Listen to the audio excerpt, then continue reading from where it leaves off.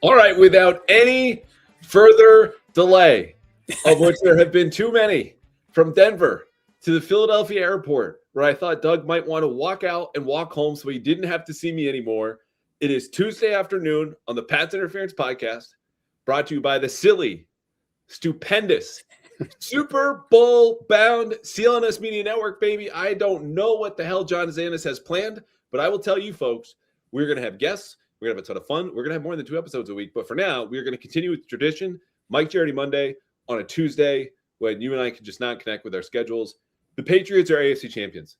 And it is unfortunate that we have to start here at 2:06 in the afternoon, not talking about how wonderful that is. Though we'll get to that. Plus their film notes, Dad Pod. Let me have it. This segment is brought to you by Dr. David Chow, who I just want to thank for setting a wonderful example for the medical community of pointing out a possible injury that definitely happened, but he can't tell you the diagnosis or the severity of said injury. This pertains to Drake Maye, who appears to have banged up, hurt, got a little sore with his throwing shoulder 2 plays before delivering the best pass of the AFC Championship game, because Jarrett Stidham just removed himself from that conversation. 21 yards, a flea flicker. An example, by the way, that Dr. David Chow used to support his argument. They had to scheme Matt Collins open. It does not mean that Drake Maye's shoulder hurt any less or more. The fact of the matter is, Mike Vrabel was asked about this today. Typically plays coy about injuries. He did on the radio, did not in the press conference. You were there. I was not, but here's what he said. Did Drake Maye hurt his shoulder? No, I wouldn't say anybody hurt anything. So, apologies to Felger and Maz and all of the panic trains that were scheduled to leave this afternoon and run straight through to Super Bowl Sunday. It seems right now, again, now as of 2:07, Drake Maye is going to be okay. But you tell me, because you were there, if I'm misreading anything from either the good doctor or Dr. Vrabel, who visited and actually gave us some insight later this afternoon.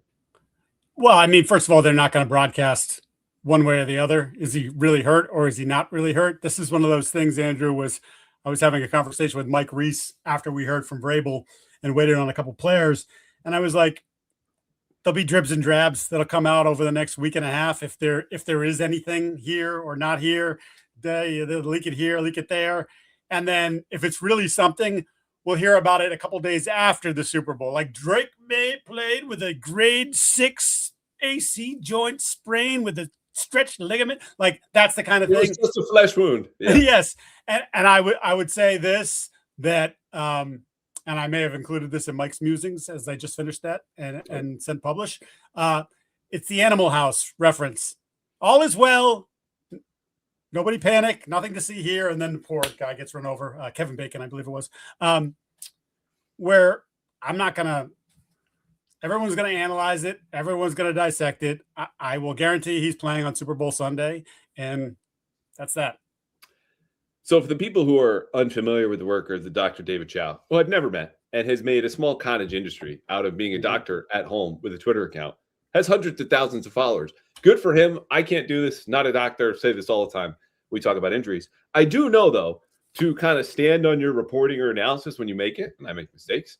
But he also said, as you just did, he seems to have sustained a shoulder injury. Does not seem like Drake Maye will miss the Super Bowl. So I have no doubt Drake Maye's a little sore because Mike Reese, the guy you mentioned, this is my biggest reason for believing this. Bothered to involve it in the bottom of his story that he published today or yesterday about the offense or whatever.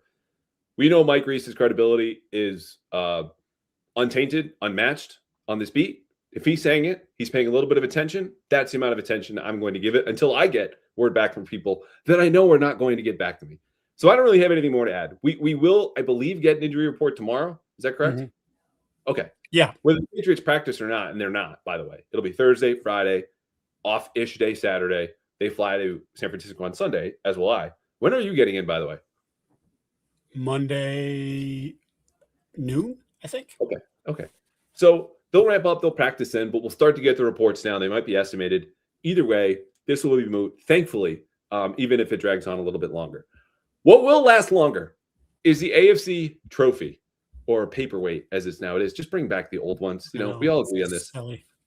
Patriots win at Denver 10-7. There was snow. There was the worst start of Drake Maye's career. There was a defense that continues to carry the team. I am not going to do the syrupy nostalgia, though I'm tempted just to go back and 24 years ago, and on this date, when this happened, with that weather and this precipitation. I just want to ask you a simple question. Now, almost 48 hours later, because we got time to process and digest and pick what was important. The Patriots are going to the Super Bowl. When I say that, your feeling is what? Bananas. I'm just like, legitimately, and we've had this discussion a million times, but like, we knew they were going to be better. We saw it in the spring. We saw it in the summer with the operation and the level of attention to detail that Mike Vrabel and his coaching staff had. I mention all the time, Vrabel, you'd be watching him and he'd be over here with the punt returner, and then like you'd turn away for 2 minutes, and the next thing you know, he's on the opposite corner of the second field working on one-on-one pass rushes with Milton Williams, Keon White, whoever it may be. And you're like, I didn't see this last year. In fact, I don't know that I saw this in the last couple of years of Bill Belichick. So you're just like, there's a different energy and a vibe, and they're going to be better. I did not buy into the 11, 12, 13 win thing, as we've discussed here a number of times. But when they got to that midpoint in the season, and I told you, I think I said it on this pod, it was kind of like, you know what, they're good. Like, I can't, we scheduled this, that, the other thing. They're kicking some teams' asses. They're not having these slip-ups. They're making plays when it matters. They're generally out-coaching the other side, like pretty much the entirety of the year.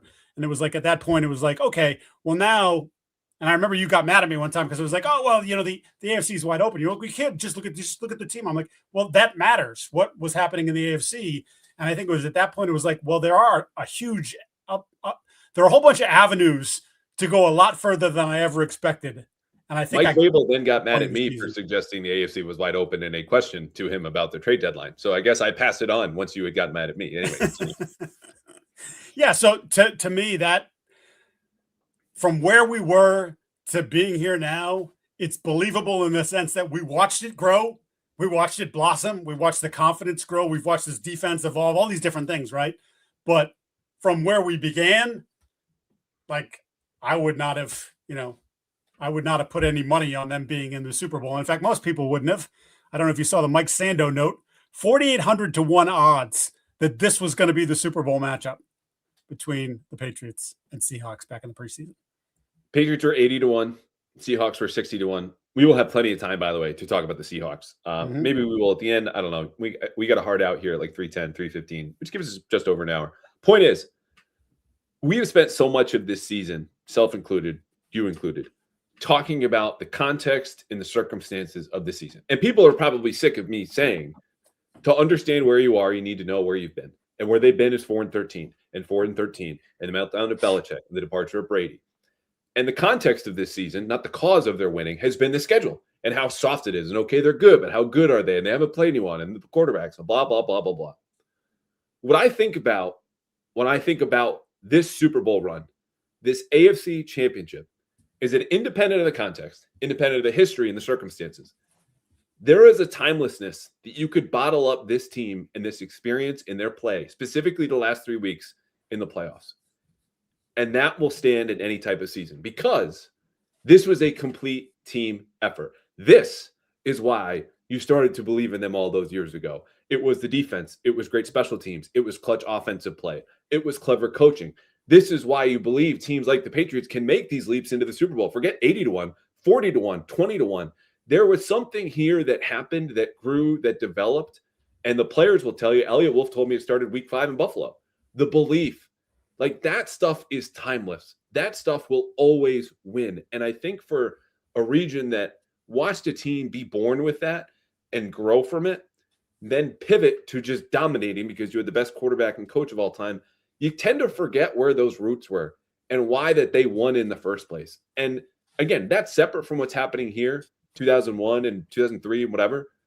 But I just love that we got back to that place because smart, clutch, sound football, togetherness with the team effort always wins. And it did this season, no matter who they played, when they played, how they played.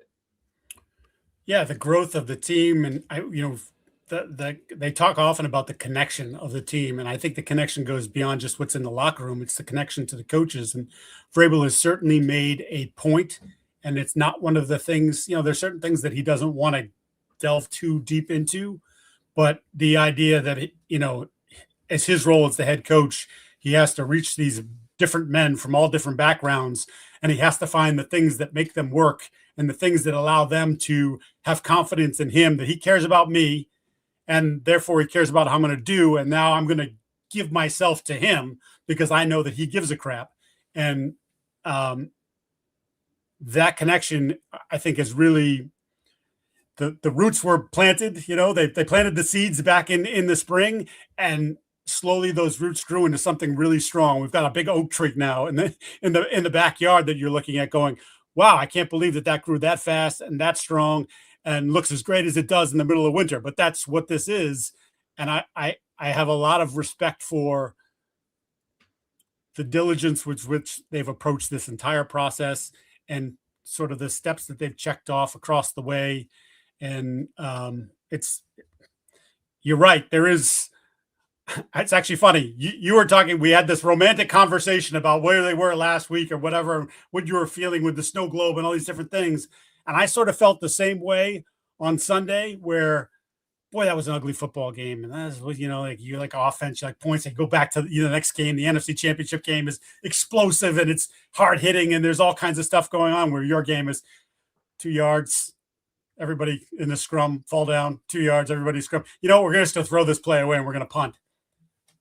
I thought it was beautiful because there was just something about like adapting to the circumstances and playing to, hey, this is what we've got, so how do we best manage this? And that's some of the things that those teams did under Belichick really, really well. It's like anywhere, anytime, any place, what's the weather, doesn't matter. We'll figure out a way. And they once again figured out a way. Well, there are two things about that, right? Because in defense of the snow game, and I honestly think most people are of this mind, so I don't want to do the straw man of like, oh, everyone who wants a dome. Like, there are enough of those people, but the people listening to this podcast grew up in snow games, and Patriots won those, so naturally you tend to like them. It's the adaptability piece of like, hey, everyone's playing in this. Who's going to be tougher? Who's going to be smarter? How are you going to figure this out and get around it? There's also kind of a tension, though, in a snow game that to me is akin to not like the visual cocaine of playoff overtime hockey, but also hey, one score is going to do it. And if you're on defense, there's like a little tight butt of I can't miss a tackle. I better have the right leverage. We can't be caught in a blitz and have that dammed up, because if someone gets loose, it's 6 the other way and they might be running away with a win. And offensively, you're like, we just need one. And of course, one team, whoever has the lead, the Patriots in this case, want to sit on the ball. They sat on the ball and Denver couldn't get there. But it just, you don't get that tension typically until you get in the 2-minute drill, because the game is just so condensed. When every possession has that weight on it, though, because of the snow, which you don't get in domes, you get that kind of feel that I really missed and love. Quickly, take those people that want everything in a dome and launch them straight into the sun. It's friggin' football. Put them in a dome and just keep them there. You want a dome? Yes. Here it is. You live here now. Yeah, okay? I'm fine with that. Yeah, everything is fine. The AC is at 68. You're comfortable.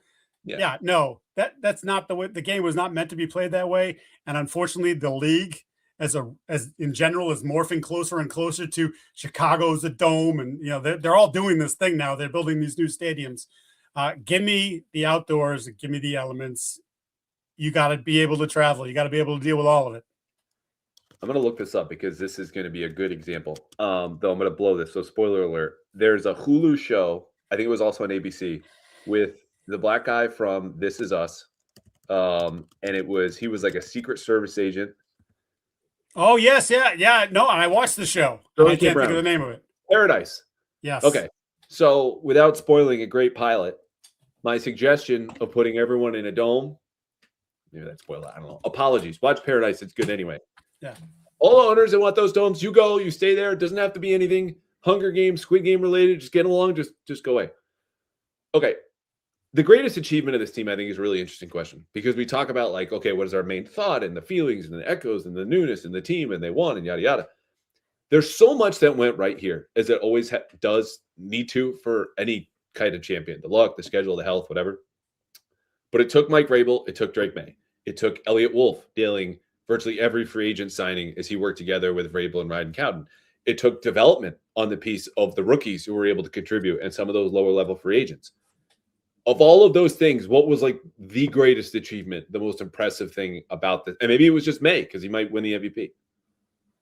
My first answer would be Maye, because none of this is happening without him going nuclear this year. And we were believers. We thought they should have picked him the whole thing. But for it to happen as quickly as it did in his first year under Vrabel and McDaniels, where literally in week 2, he was incredible. Had the couple turnovers against Pittsburgh, market 15-26. And then from that point on, he became the legitimate MVP. Like, that to me be the thing that stands out. But then there's the part of me as the son of a coach and who got to watch some great coaching staffs here and the way they built their teams and programs. And we can talk about the end. We're not going to talk. I'm just talking about what happened in the beginning. And when Bill was throwing 99 miles an hour and hitting the black like Pedro Martinez, this coaching staff has done that.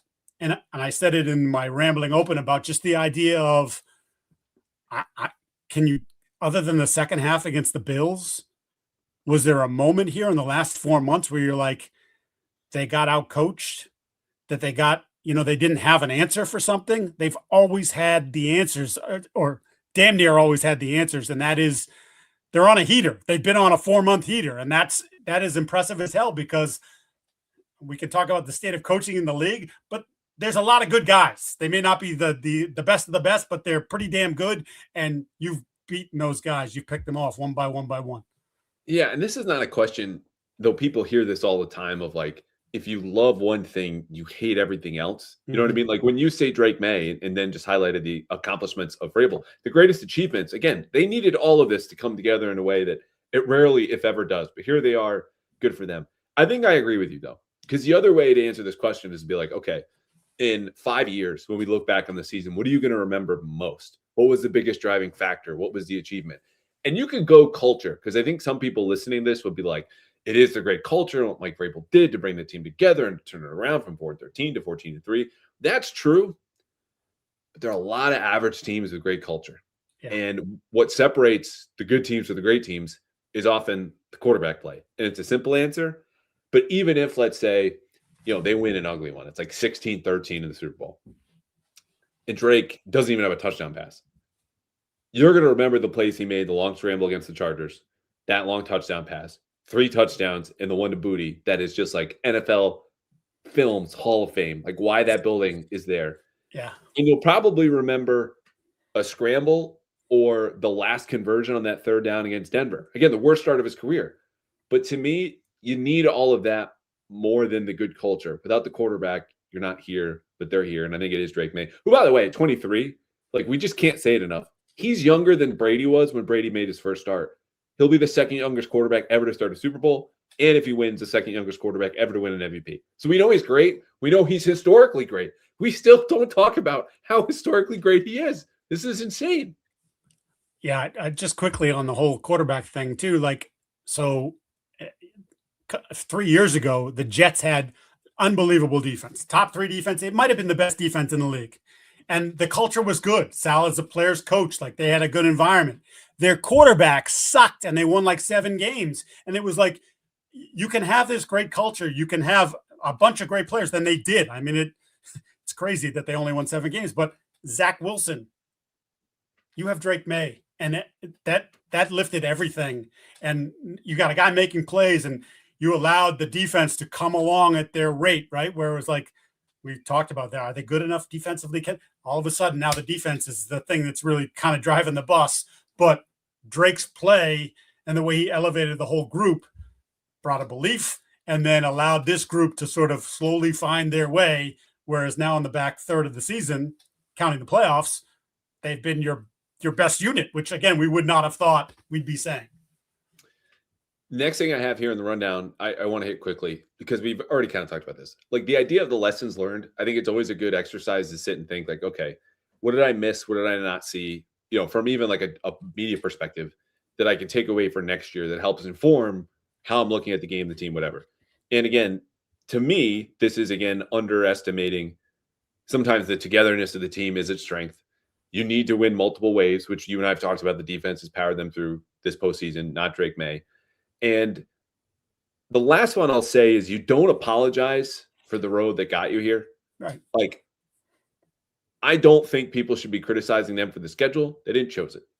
I don't think you should be cheering them on for things that were outside of their control, or, like dominating Denver in a way that if you go, well, Bo Nix was there, like that's outside of their control. But, they were favored in that game. So I think there's just an understanding of like, don't let the, to steal a phrase, outside noise, I guess, which I hate saying, affect what's going on here, because often we do get caught up on what matters. They won. If they weren't deserving, quote unquote, in the AFC, which leads me to the next question. Like, who was in the AFC? Because it wasn't Bills, it wasn't the Texans, it wasn't the Chargers, wasn't the Broncos, even though they had a backup quarterback. So that to me is another one. Like, if people are detracting and you're a fan at home, your team won. F the rest. That is my last lesson, I think, from this. So I love that point, because I was actually thinking about this last night, about how people get so triggered by this disrespect card. And Stephen A. Smith just came on. It's like, I'm sleeping on the Patriots. This is over. Kellerman was like, congratulations to Seattle on winning the Super Bowl. Like, who cares? Who cares? They haven't watched your team they haven't consumed all the content that we produce on this beat, which is there's a million of us, and there's different angles and different viewpoints. And some guys are real pro team and some guys are negative, and some whatever. Like, just you've watched this magical season grow, and yeah, the schedule was easy. Who cares? You played Jared Stidham in the AFC Championship game. Who cares? You're going to the freaking Super Bowl. Your team, the team that you spend your money on, that you invest your Sundays or Mondays or whatever it is to watch, and you talk with your buddies and your text exchange and all these different things that you passed on to your kids, your love for this team. Like, they're going. This doesn't happen all that often. We have been fortunate enough, obviously, crazy, like probably the greatest modern dynasty in history that had two different versions of it. And now 6-7 years removed from that, they're back again with a different cast of characters, with a quarterback who, by the way, this other thing about, they hate us again. They hate us. Everybody hates us. Nobody hates Drake Maye. A few people might hate Mike Vrabel because he can be a little bit abrasive and he can be a little bit cocky, but like, most people are like, this is a cool story.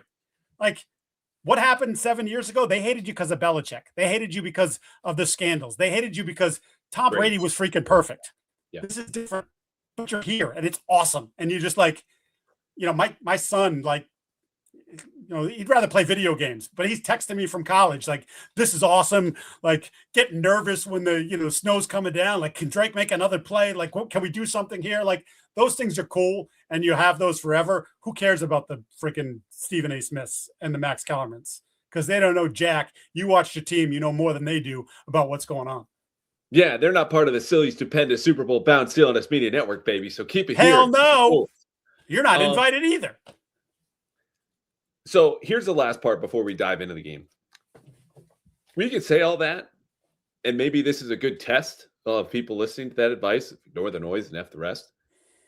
If you're being honest with yourselves at home, I think we all know this Patriots team is not at the caliber of most AFC champions lately, and certainly not in Patriots history. It's worse probably than every Super Bowl team except for 2001. You can make a case. 11 and 17 give me pause, less balanced. But like, whatever you feel, it's not up there. And I think this point is going to be raised, by the way, in different forms, schedule, this and that. I'll make Drake's look in the playoffs. And like, there's something to the Drake piece and not like this offense kind of stalling out for more quarters than not. But ultimately, the fact that they're not, quote unquote, up there, should we care? No. No, you should. No. And I'll give you this as an example, cross sports for a minute. The Celtics won the title, right? And the road to the title was easy. And they went 16-3 on their way to winning the NBA title. Easiest title road ever. I don't care. As a fan, that team brought me great joy to see what they accomplished. And I love them beating the hell out of people in the postseason. And like, to me, actually beating the hell out of teams in the postseason sort of proved how much further beyond you were than everybody else. To me, that's what that did. And so this has been different. You're not beating the hell out of these teams. There's been some tight games against backup quarterbacks or teams with injured star receivers or whatever the case may be. Doesn't matter. It doesn't matter, because you could have lost one of these games. And then what would we be saying? I can't believe they had a chance. I can't believe they lost to the Chargers at a night game at home in the playoffs for the first time in 7 years or whatever it was. Those are the things that we'd be saying. Instead, it's like, no, they survived that one. And they made enough plays in this one. And then they survived that one. And now they got 11 days until the Super Bowl, and who knows what will be for 12 days until the Super Bowl, and who knows what we'll be saying after that. But I do know this, that once we get over the whatever happened, especially if it's on the negative side, you'll be like, okay, sucks that they lost the Super Bowl, but what a freaking season. Like, what a season. You know who should care? And by this, feel like slightly badly or kind of back off how good you feel. The people who should feel badly are the losers, because they're losers. You know what I mean? And I like, if this was clipped, right, I'm going to sound like a huge honk, but please let me explain. If the Patriots are not deserving in the AFC or in any team in a down year, you tell me who is, because I bring up Denver, and you could argue like they won, they got the number 1 seed, and they had a home field advantage. The remaining strength of their team was their offensive line.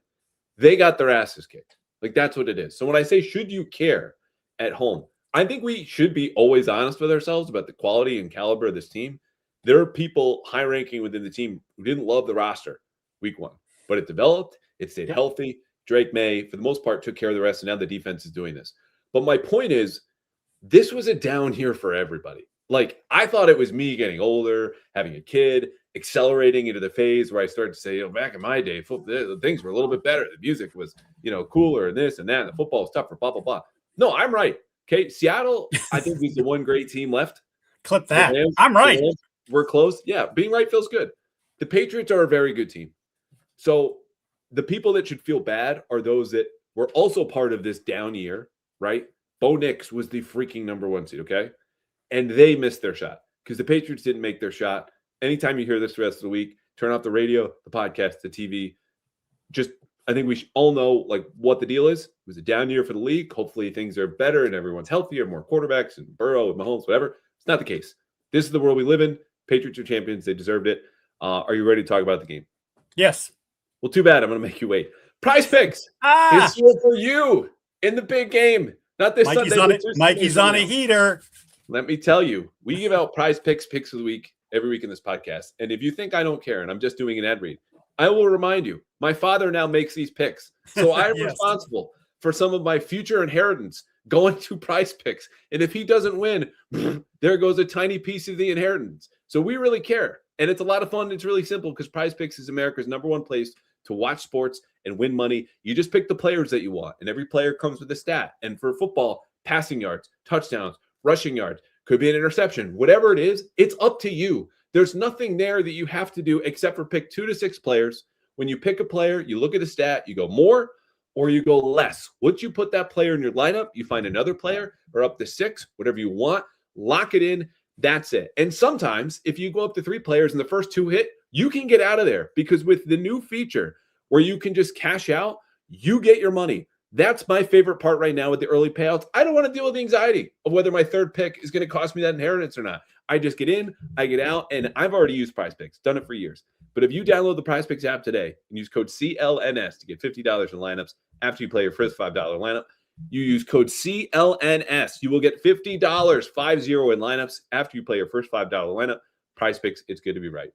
We will have, unlike past weeks, when I tried to give you 2, because it was 2 I felt really good about. That's the minimum. You get in, get your money. Pop Douglas hit. Christian Kirk that week hit. We hit in the Chargers that week. I'm going to give you a lot. I think Super Bowl Sunday. Do you think we can get to 10 next week? Yeah, it's separate bets, right? Because you can do separate, whatever they call it. However you phrase that. I don't know how you phrase it. You know what I mean. Next week, you and I also have to find a time because it'll be media night where, you get all the clips of the clowns asking the clown questions and you get some good stuff in there. But the point is, we'll probably do that Tuesday. I don't know when it'll go up. You'll have your own stuff. I'll have my own stuff. But we will have a ton of Prizepicks and everyone should listen. In the meantime, what did people miss watching the AFC Championship game? Again, this is about 48 hours ago. There was a snow in the second half, kind of swallowed the game, strangled it, however you want to put it. Most of the football was played before that snowstorm. So it looked cool and it affected some big moments. But there was a lot of football that happened first. What did people miss offensively? So I would say one of the concerns that we've had about the Patriots, Andrew, over the course of the season, especially, the Atlanta game, right? Where you and I were, this is how teams are going to play them going forward. Cleveland, more aggressive. Patriots struggle versus man. And Patrick Surtain, when he's right, and he appeared to be right on Sunday, is the best corner in football. And the way he nonchalantly, almost disgustedly swatted away the go ball to Kayshon Boutte early in the game. Like, really? Really? You think he's going to beat me down the sidelines? Not going to happen. But the Patriots, to me, before the weather turned, that was something that jumped out to me. Not a lot of separation. Just difficulty coming open. And I think because of how the previous games have gone, I think Drake's a little sped up and a little bit more fearful of what's happening with the line in front of him. And I think it led to a couple moments where he had guys that he could have pulled the trigger on and didn't. And whether it was taking a sack or throwing it away or taking a hit, it's something that they're going to have to figure out a way to iron out some of these flaws, because obviously you're not getting faster, quicker, and better against man 12 days from now. But that's something that definitely jumped out to me that I guess you would say was from a negative standpoint, but I think kind of contributed to what was tough sledding when the conditions were certainly more favorable for the offense. Yeah. And that's something, again, that, he burned on, it was one of the scrambles. I want to say it was a 28-yarder that started that first drive of the second half. They get a field goal. It's the go-ahead drive. It's the game-winning drive. And one of the few times where it's like he kind of carried them in a way that he had to break through because he was more effective with his legs than he was throwing the ball. Not because his shoulder's broken, but he might be a little bit sore today anyway. The man coverage piece is just not going to go away. The good news, if you're a Patriots fan, is the Seahawks don't really play a ton of man. Maybe they changed their mind, but the Patriots obviously survived. More recently, which, and more against the Rams in this last game, and more against the Rams. Maybe it was the Week 11 game, but so they've got it in their bag. It's not what they major in, but I wonder if looking at the Patriots and taking a deep dive, they sort of embrace a little bit more of that. Okay. Well, complementing this is their success rate when they played from 11 personnel, which was not Josh McDaniels' initial plan. It was going to be spread. It was going to play through big people. We're going to dictate terms. We're going to get you in base. We're going to run a lot of duo, some power, counter, just all the man block stuff. Couldn't go anywhere, pivoted to 11 personnel. And from there, they had a 28% success rate. And when your best offensive players in some order are Ramondre Stevenson, still on fire, Hunter Henry, but then it's probably three receivers with Stephon Diggs, Kayshon Boutte, and Matt Collins. Welcome back. Mm-hmm. You cannot win the Super Bowl if that success rate is that low from that personnel grouping. And again, we're jumping ahead a little bit. That's a pod for another day. But it was the man coverage piece, which I'm glad you brought up. It was also Drake Maye having the lowest accurate throw percentage of his career. So this is, ignore the throwaways. He didn't have a spike, but plays like that, this was no good. And I do think he was a little bit sped up. And this is kind of an accumulation of 5 sacks versus the Chargers, 5 sacks versus Houston. There's a big moment. Awesome crowd, by the way. Might have been the best crowd, all due respect to the Bills fans, in the best playoff games I've been to at Gillette. They were rocking. That's a lot. But he has to settle down earlier. And I'm not worried about it, but it just, that grouping with those players, for the factors we just listed off, was worse than you even knew watching that game, and you knew it was bad. Yeah, it's they are who they are, right? From an outside perspective, from the wide receiver position, or even from the tight ends. I am. That's what it is. And there have been times where they've been able to, or there's been a lot of times where they've been able to be explosive at various points offensively. But when a team plays them like that, and they have, it's kind of funny, people dog Riley Moss. And Riley Moss gets thrown at 15 times a game because they don't want to throw at Surtain. He's good. He's good. He'll get the grab and the tug, and obviously the game didn't turn out that way because of just the weather and the conditions in the second half. But like, that's a really good group, and you struggled against it. And the group that they're playing again two Sundays from now is a pretty good group. So we'll see what it looks like. They're going to have to. They just have to. I think, to your point, they have to figure out a way to get Drake a little bit more comfortable sooner in the football game, and if they can do that, I think the confidence will flow from that. Yeah, the way they eventually got going, which is, to put it nicely, yes, field position, right? Christian Ellis put them at the 12 with that forced fumble, strip sack, whatever it was, backward pass, and they score from there. It was quick slant against your boy, apparently Riley Moss. Kayshon Boutte had a catch, and then a draw for May. So that draw obviously was a good call. It was designed in the red zone, and it was one of these ways that they tried to nullify that pass rush. On the next drive where they scored, the only other drive that they scored, the run game finally got going, but it was in 4, 5, a 12-yard run.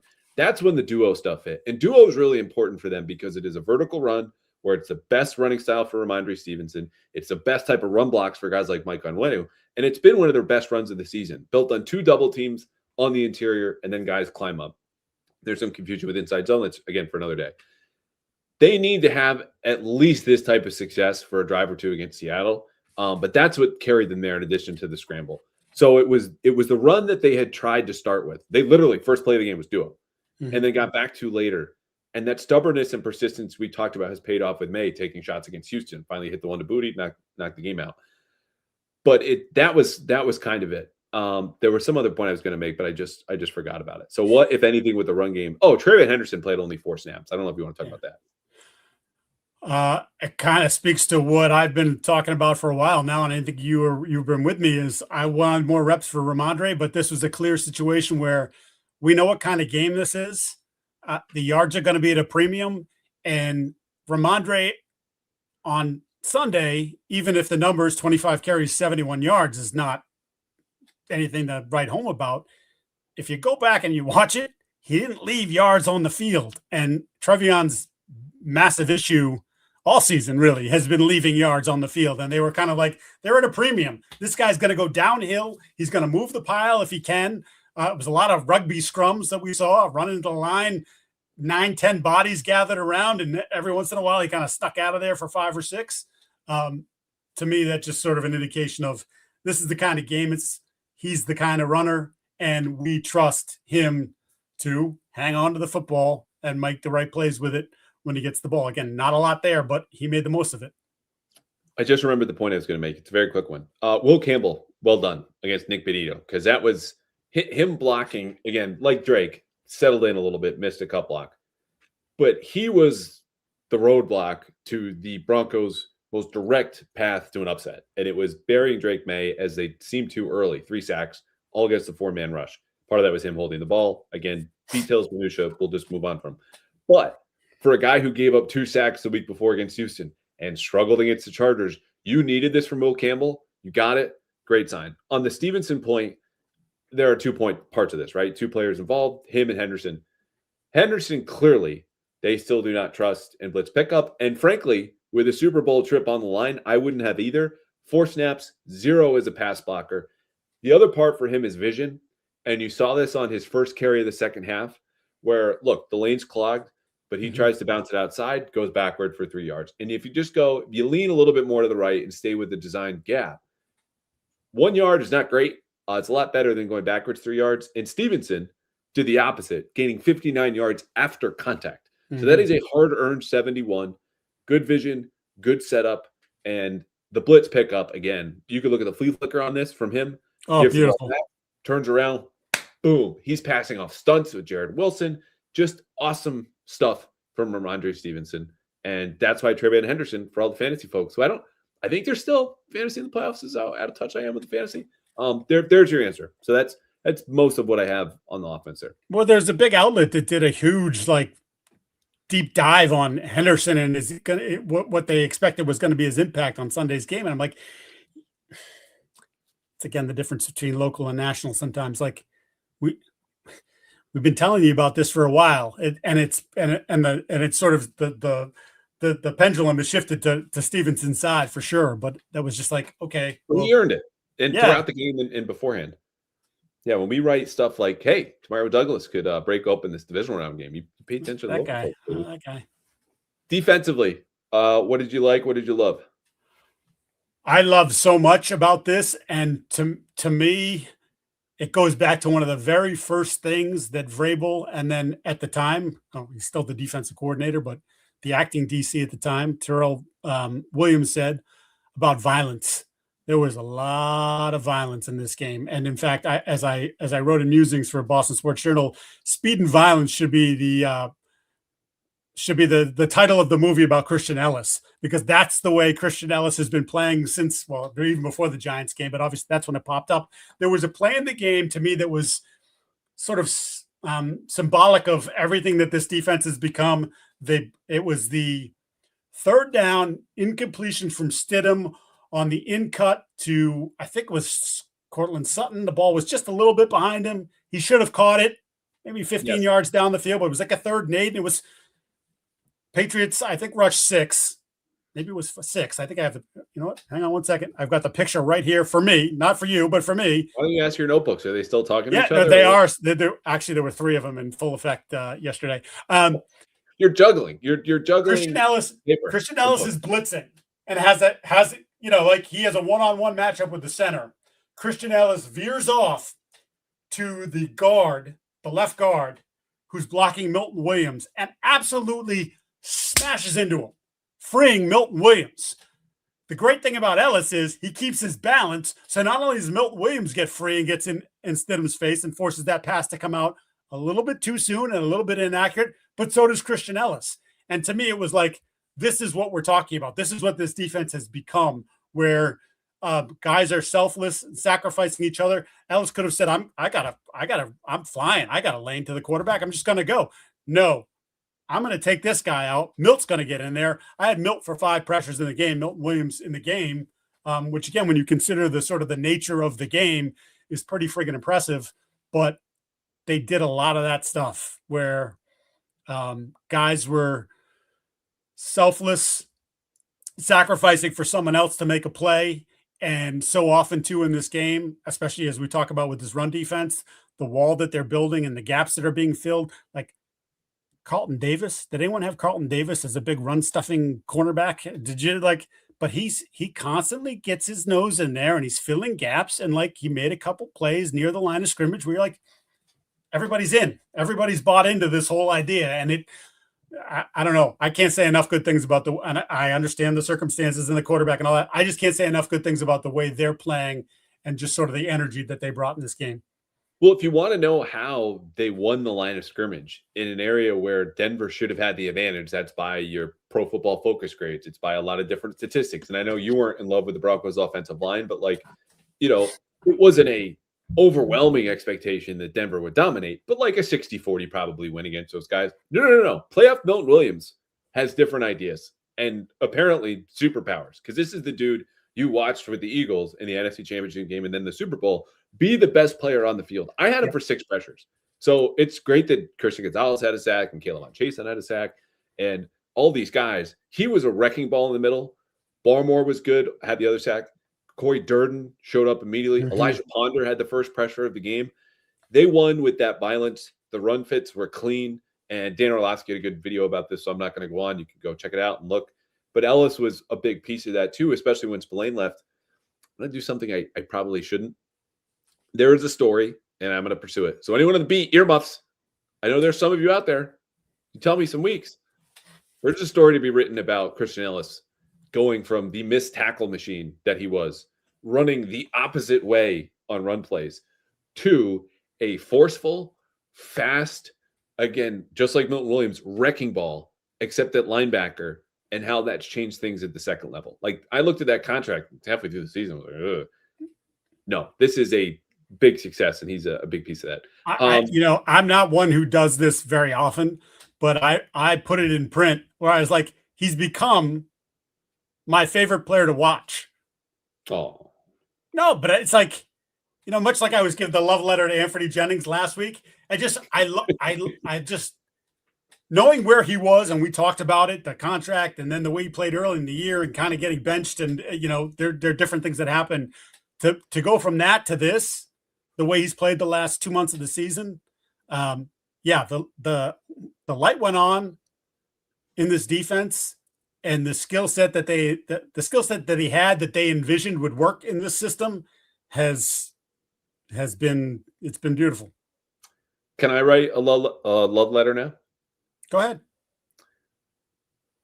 So I joked last week about Zach Core claiming he didn't know their blitz rate for most of the season or the last game in the last few weeks. And I said, I'll tell you, Zach, but you don't have to pretend now.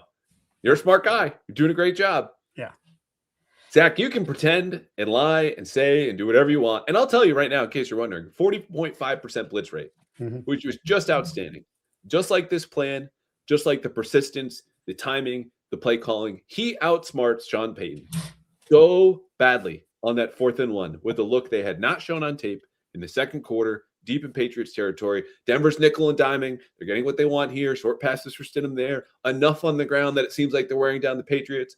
It was a new defense, completely smothered that play action pass that had no shot.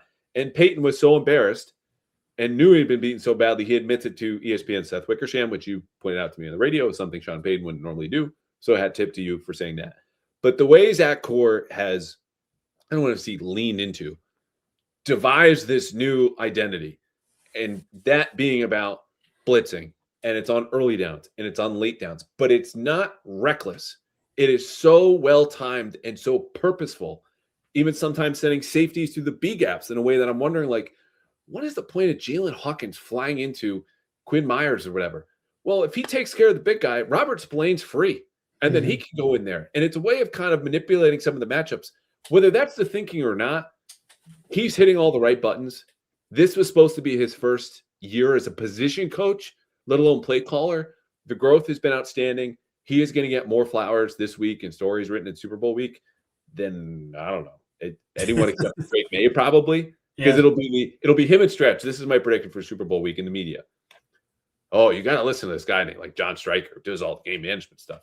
Peter Schrager's already started on this, and as the guy who wrote the book on Stretch, I'm already a little annoyed.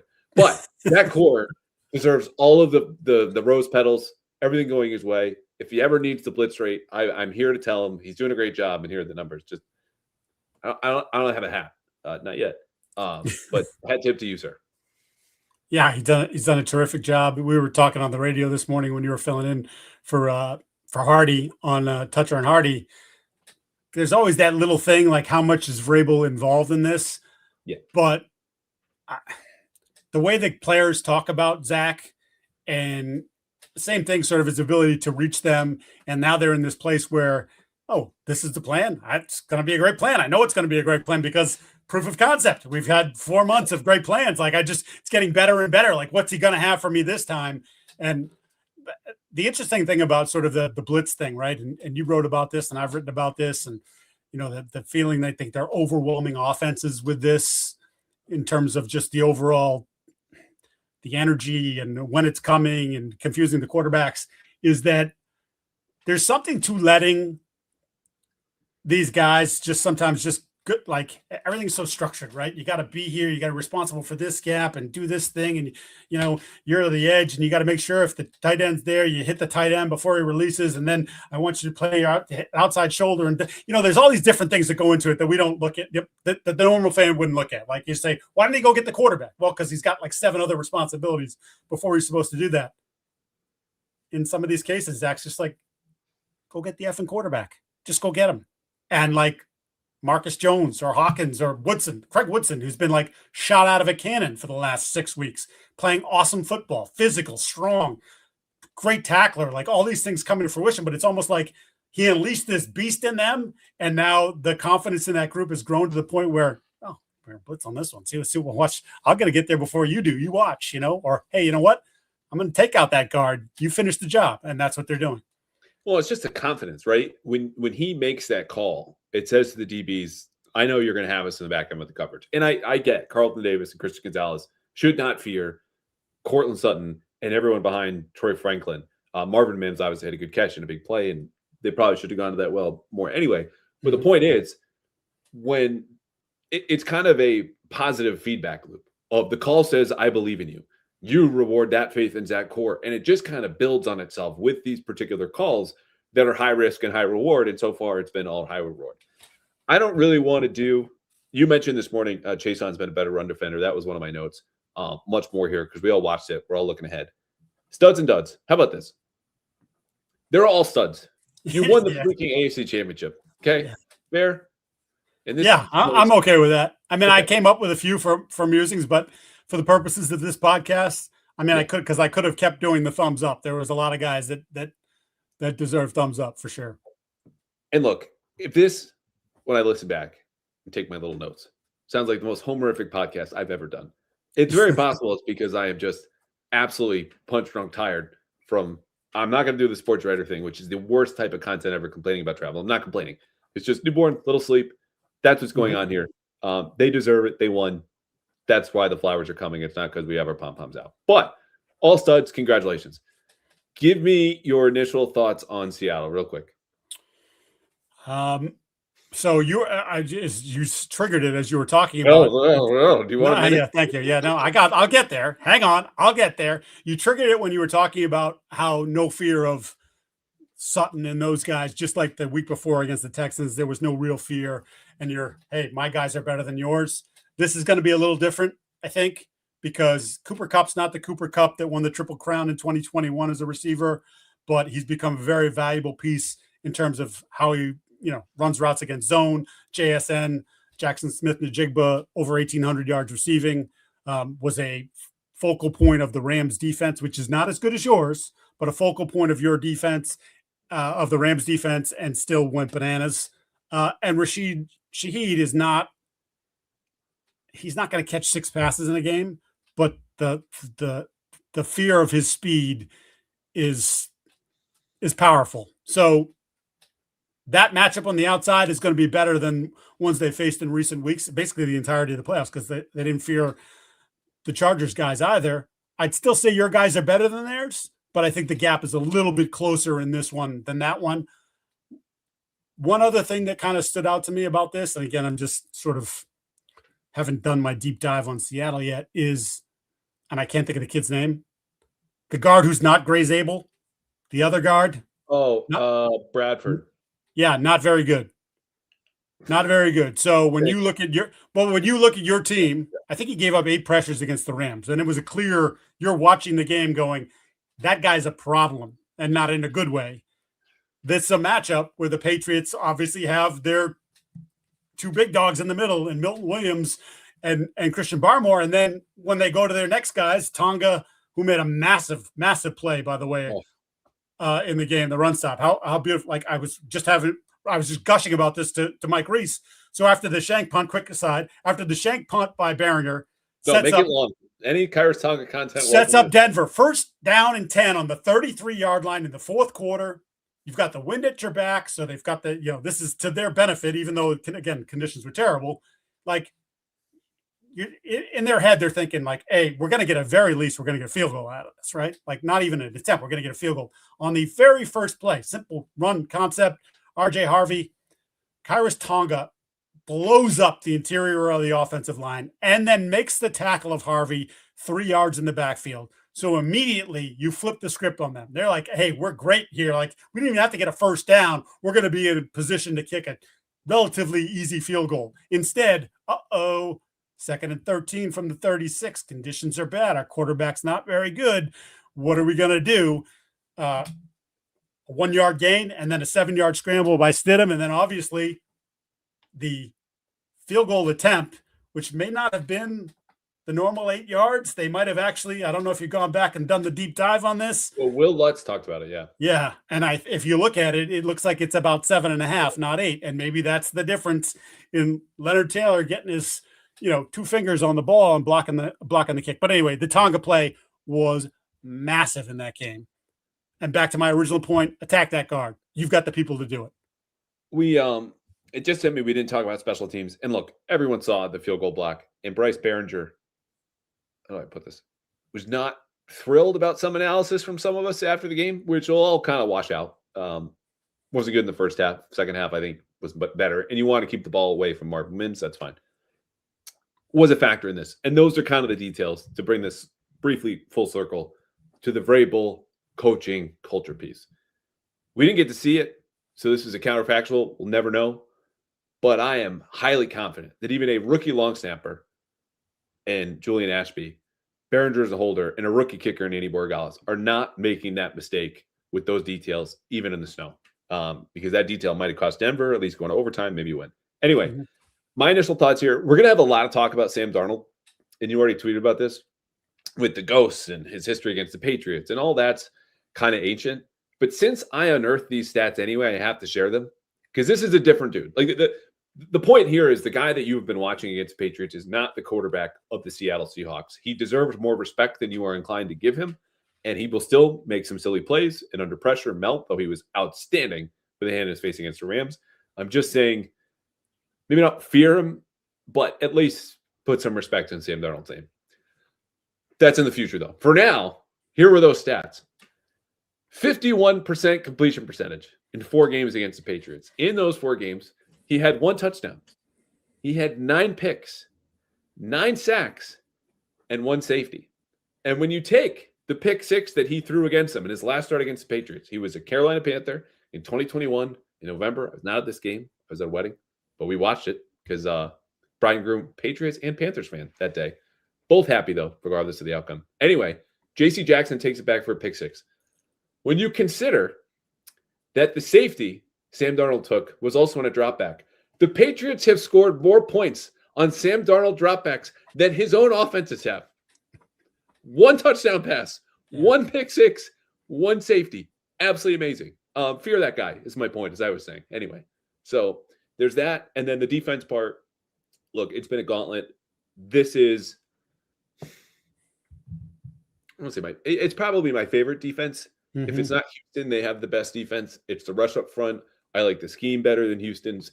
This is a very smart, well-coached team that will fly around. I think there's going to be an adjustment period for the Patriots in the first half, getting used to that speed and just how sound it is. Like that's, which all sounds very generic. It's not great analysis, but I just want people to keep that in mind. You're going to hear how great it is. And then we'll get to a point where everyone's like, oh, I'm just sick and tired of hearing about the Seattle defense. And what about the Patriots defense? Those are separate.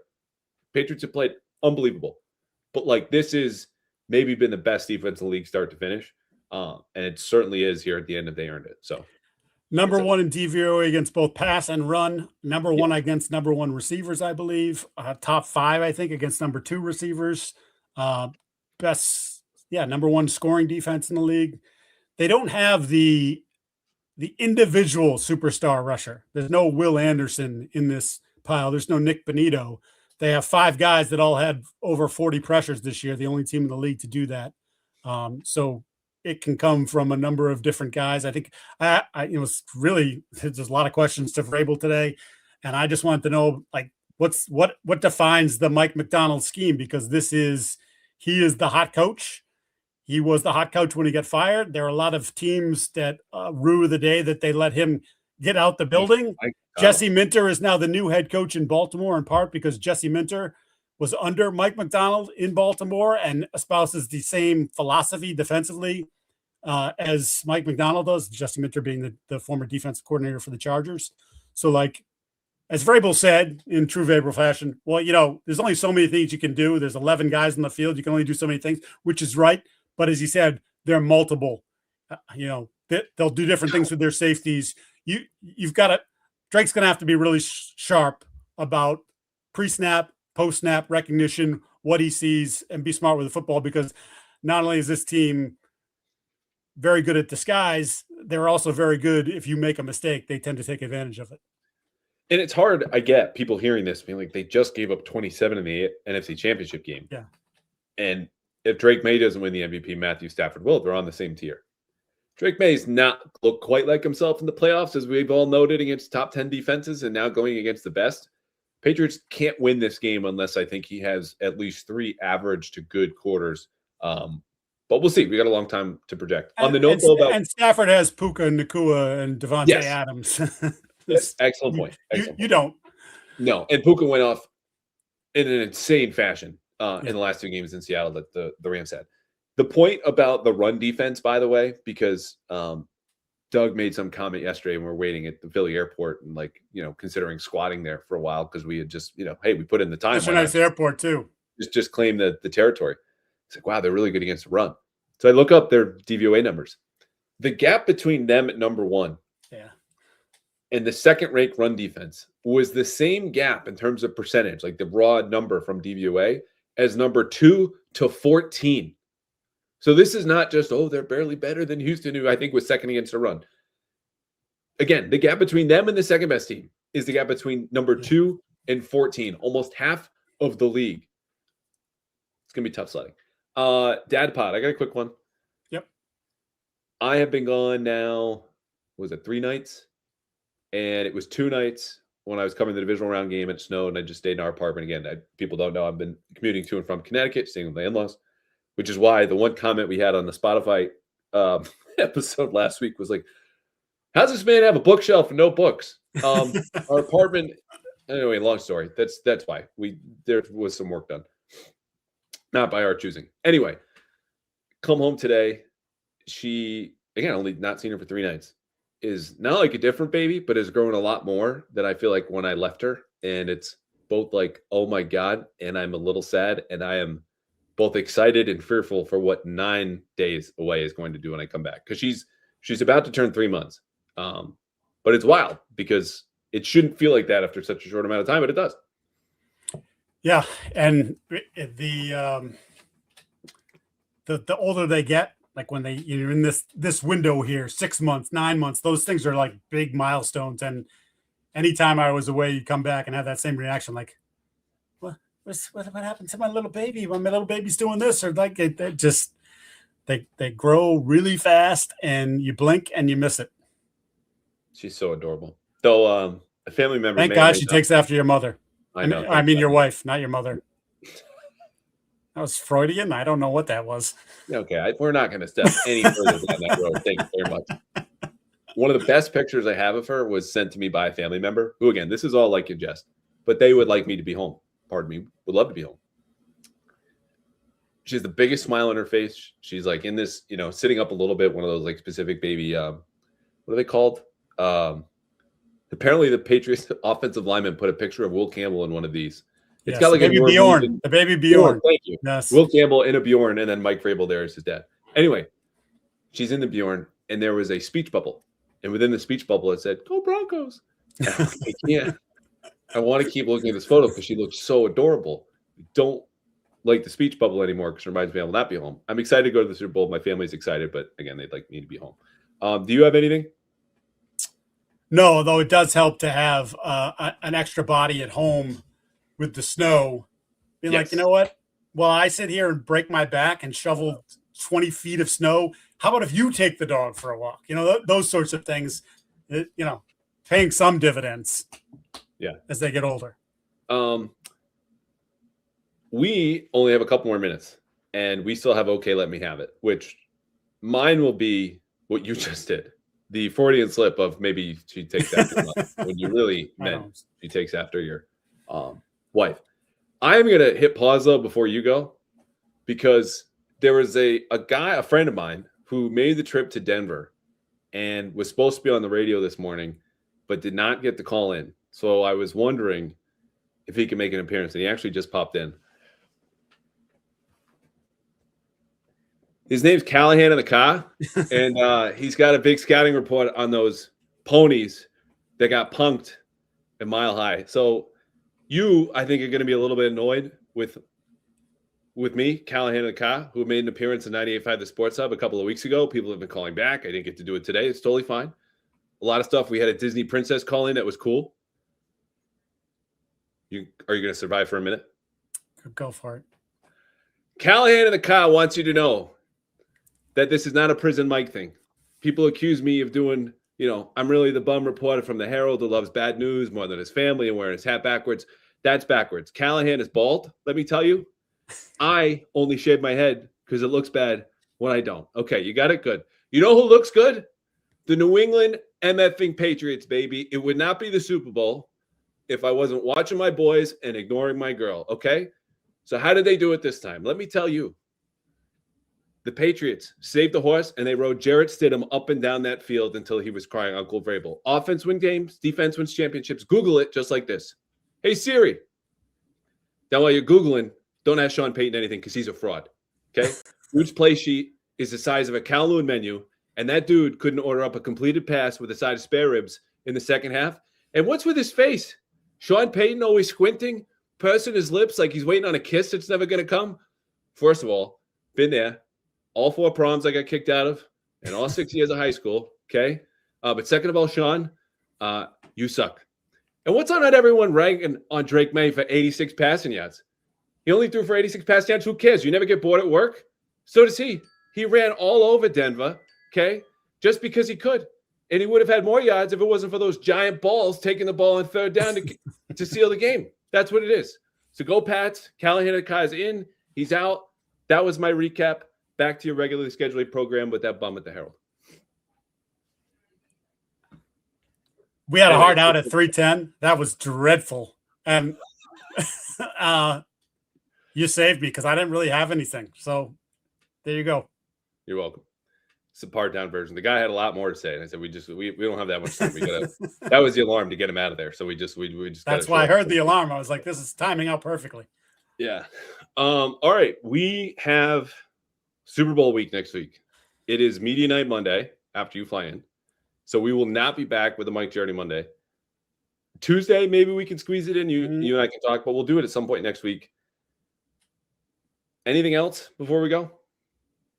No, just enjoy, like what we were talking about earlier. Just enjoy this. Don't listen to the haters. This doesn't happen all the time, even though it feels like it happens all the time. So, I would enjoy it. It's been a fun team. It's been a fun year. Hopefully it's a fun 2 weeks that ends the way you'd like. Yeah. I agree. We will have tons of new guests, interviews, fun stuff. You'll also find that in the All32 podcast. Plenty of stuff at Patriots Press Pass. If you are not subscribed to the YouTube channel, by the way, @_Andrew Callahan. Everything is there. You'll find small videos, interviews, YouTube-only stuff next week at the Super Bowl, all of these episodes. And if you're on Apple or Spotify, look, you just spent over an hour. You just listened to a fake radio caller hang out and call in with his analysis of a game, the character that we just made up. You can take a minute to give us a rating or review. We'll take whatever feedback you got. Apple and Spotify, please leave us a rating and review. You help us grow. We can do more cool stuff. And @_Andrew Callahan on YouTube. Everyone says this, but come on. We're hanging out. It's a good time. Super Bowl. 3,000. There's 3,000 people in here. Some of you could, take 2 minutes. Leave a review. We appreciate you. Yeah. All right. And we'll do a mailbag episode partly next week. So you know what? If you're leaving a rating or review, take a screenshot of what you did, and we'll definitely get to your question next couple of days. In the meantime, everyone rest your shoulder, whether it's hurt or not. We can't have anyone out there just it's tough. I'm shaking mine out every time I shovel, and I'm going to go do some more shoveling right now. So beautiful. All right. I appreciate you. We will see you next week. All right, brother.